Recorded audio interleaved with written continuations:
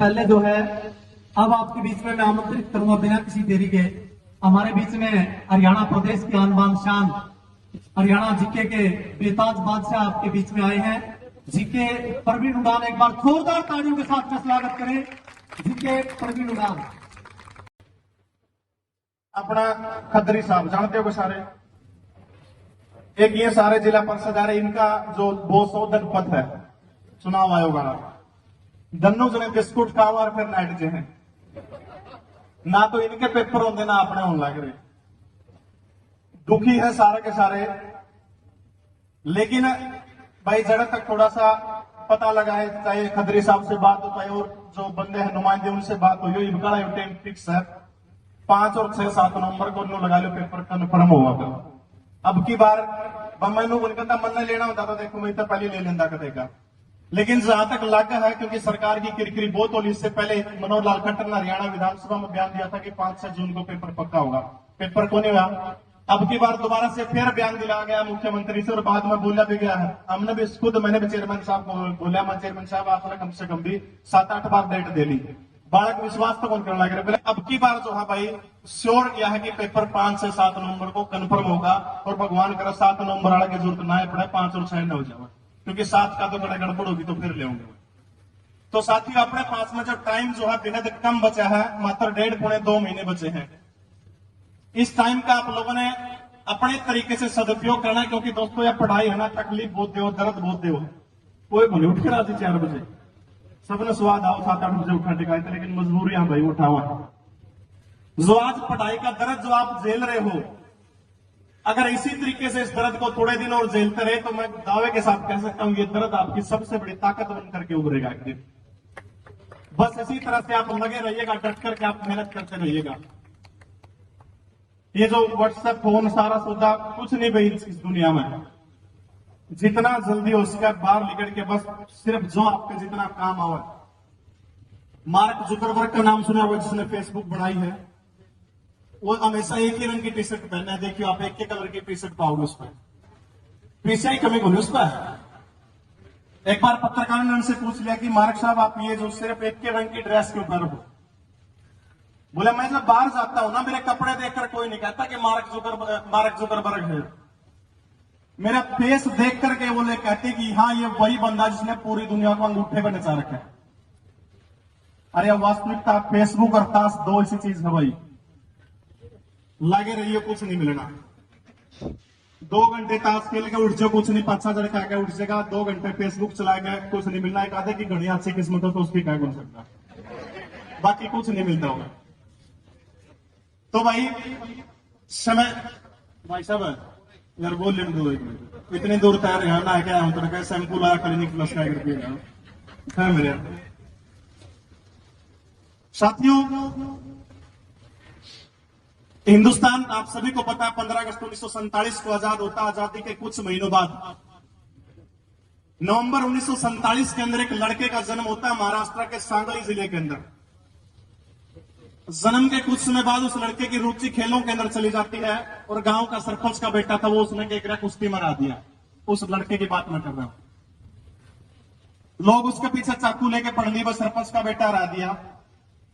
धीरे धीरे करके वहां से निकल गया। उसके बाद उसका जो चाचा मामा था, कोई रिश्तेदार था, उसने ले जाकर पुणे ले गया सांगली से, और पुणे ले जाकर उसको थोड़ी मोटी तैयारी कराई। उस बंदे को भारत की आर्मी जो है इंडियन आर्मी ज्वाइन कर ली, क्योंकि पहले तो इतने गणे धक्के कौन खाने पड़ा करते, घराता बुला के ले जा करते।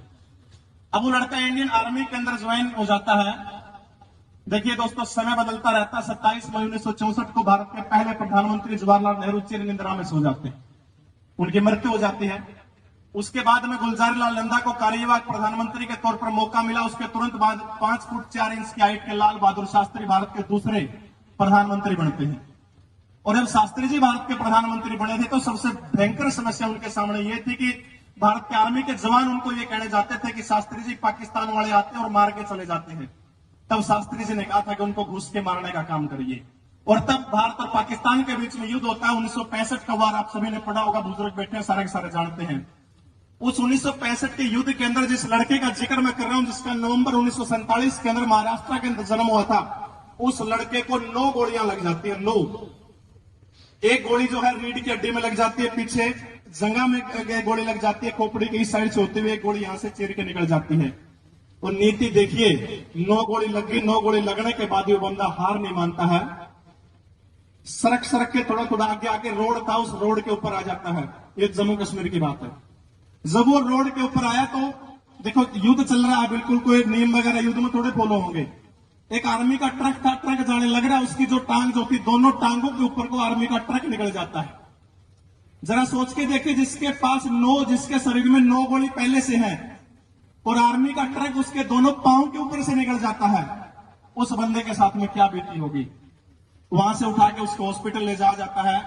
17 महीने तक ये लड़का कोमा के अंदर चला जाता है, बिल्कुल कुछ नहीं बोलता। 17 महीने बाद हॉस्पिटल के अंदर एक सफाई कर्मचारी है, जब थोड़ा बहुत होश आता है उनको 10 रुपए उससे मांगता है और ये लड़का 30-30 नींद की गोलियां खा जाता था, क्योंकि नींद नहीं आती थी, इतना भयंकर पीड़ा। डॉक्टर ने एक पांव काट दिया, एक हाथ काट दिया, यहां से एक पांव नहीं है, एक हाथ लगभग यहां से हाथ काट दिया। उसके बाद शरीर के अंदर इतनी चीजें हैं और जो कमर के नीचे वाला हिस्सा वो सारा का सारा लकवा मार गया, उसमें लकवाग्रस्त हो गया। अब इतनी सारी परिस्थितियां होते हुए सफाई कर्मचारी कहता है उसको कि सिर्फ 10 रुपए दे दो। अब नींद की गोली है, शरीर में थोड़ा सा एक्साइटमेंट तो बढ़ाओगे, कुछ भी चीज हो, मिला 100 ले जे, क्योंकि वो सट्टा लगा हुआ था लड़का, बोला 100 मेरे भी ला दिए।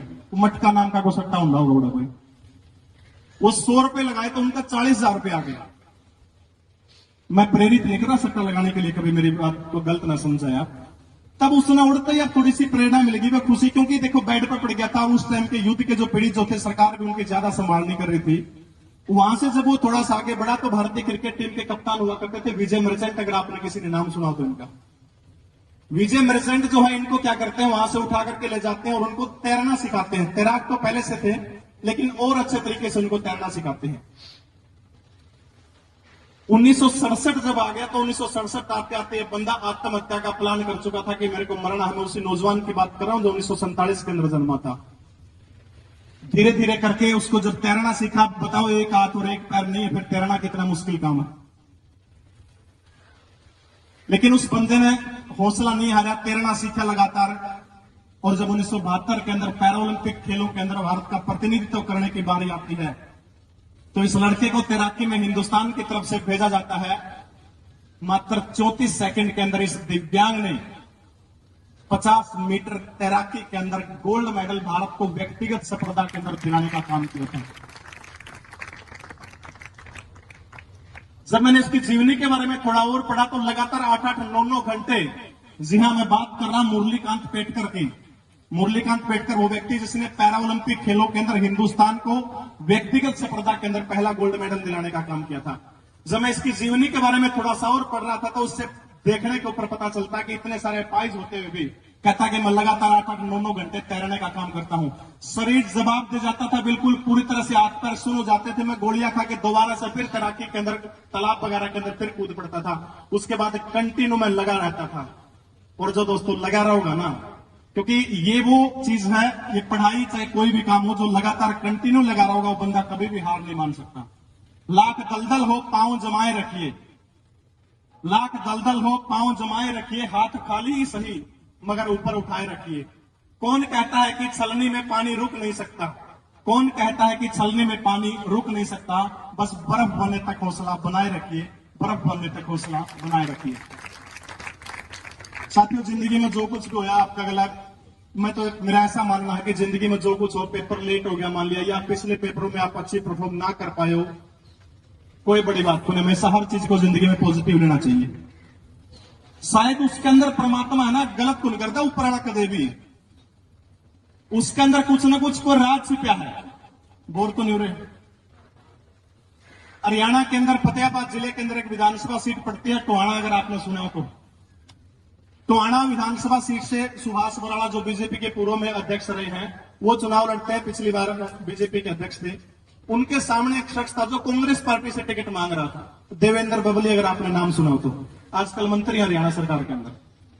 वो कांग्रेस पार्टी से टिकट मांग रहे थे, लेकिन देखो राजनीति बहुत लंबी अलग तरह की चीज होती है। उस बंदे को कांग्रेस से टिकट नहीं मिली। मेरा एक जानकार मित्र है, जब उसने मेरे को घटना बताई कि जब देवेंद्र बबली की कांग्रेस से टिकट कटी, क्योंकि उस बंदे ने दिन रात 5 साल लगातार बहुत ज्यादा मेहनत करके थी, बोले आंखों में आंसू थे कि टिकट नहीं मिली। अब देखो सीन ऐसा बन गया कि उसको वहां से टिकट नहीं मिली और जेजेपी ने, नई पार्टी बनी थी, जेजेपी ने देवेंद्र बबली को टिकट दे दी और वो बंदा टोहाना से जीत गया सुभाष बराड़ा को हरा के, और उसके बाद वो बंदा हरियाणा सरकार में मंत्री। मेरा कहने का मतलब यह है कि परमात्मा ने सही करा कि उस तक कांग्रेस की टिकट को नहीं मिली। जीत जिंदा कांग्रेस में भी के बरा, लेकिन जीत के कड़ा बैठा रहो, विपक्ष में बैठा रहो। आज वो बंदा देखो परमात्मा ने करा, कांग्रेस ने उसके कर्म में भाग्य खींच के ले जाते, उसके टिकट नहीं मिली, वो बंदा चला गया जेजेपी मारा, वो बंदा मंत्री है। तो इसलिए साथियों जितना भी टाइम निकलने लग रहा है या जो भी आपके साथ में आज तक जो भी घटनाएं घटी है, मैं तो ऐसा मानता हूं कि अच्छे के लिए घटी।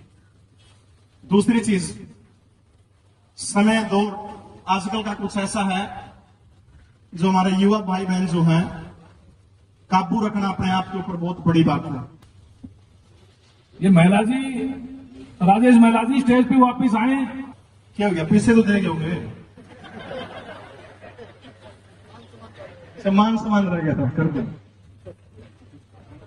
ना, इसी प्रोग्रामों में या बड़ी चिंता ना करो भाई। अच्छा पहले ले लिए थे ना भाई। मैं भावना में बहने की बात कर रहा था। इस तरह की चीजों से बिल्कुल दूर हट करके आपने अपने प्रयास करने हैं, और जो आने वाले 1.5 महीने हैं उनको कम से कम भी आप 4-5 महीनों के अंदर जब बदलने का काम करेंगे, पेपर होगा निश्चित रूप से, उसको कोई नहीं टाल सकता। हो सकता है कोई इंसान, अगर आप किसी के पीछे लगते हैं, किसी के आगे लगते हैं, कोई भी इंसान धोखा दे सकता है इस दुनिया में। माँ बाप और भाई बहन के प्यार के सिवा किसी की कोई गारंटी नहीं है। लेकिन दोस्तों एक चीज ऐसी है जो जिंदगी में आपसे शायद कोई इंसान बेवफाई कर सकता है, वो चीज आपसे जिंदगी में कभी भी बेवफाई नहीं करेगी, मैं ऐसा वादा करता हूं। वो चीज आपकी किताबें। जितना आप उन किताबों के अंदर खोओगे, जितना डूबोगे, उतना ये किताबें आपका साथ देगी। इसलिए अन्य चीजों से हाथ बिल्कुल पूरी तरह से हटा करके सिर्फ और सिर्फ किताबों की तरफ ध्यान करिएगा। एक रिक्वेस्ट छोटी सी आप सबसे करके जा रहा हूं कि जो भी भाई बहन बैठे हैं, जो पढ़ नहीं रहे, अपने माँ बाप की तरफ देखते हुए आपके पिता की जो फिक्र है ना, उस फिक्र को आपने फक्र में बदलने का काम करना है। आपके पिता को आपके ऊपर गर्व होना चाहिए, ऐसा काम आपने करके दिखाना है। मैं एक बार आप सभी से एक वादा चाहता हूं, एक बार हाथ खड़े करके एक वादा करें कि आज के बाद में 7-7, 8-8 घंटे आप पढ़ने का काम करेंगे। कम से कम 7-7, 8-8 घंटे आप पढ़ने का काम करेंगे। इतना तो कम से कम, जो भी नहीं पढ़ेगा उसकी मां का नहीं मिला दोस्त। अरे उनके सपने पूरे करने के लिए पढ़ोगे। पाने खोने की यहां चीजें हैं, और दोस्तों वो व्यक्ति कामयाब वो होगा जो बंदा हालात और वक्त का जो रोना नहीं रोना ना, वो जिंदगी के अंदर कामयाब होगा। 100 बच्चों के लिए लीसो ऐप की तरफ से आदरणीय बालकृष्ण जी ने घोषणा कर दी, मोहन सर ने घोषणा कर दी, 100 बच्चों के लिए जो टॉप के 100 बच्चे होंगे उनको लीसो ऐप का कोई भी कोर्स आएंगे वो बिल्कुल निःशुल्क आपको दिया जाएगा। नंबर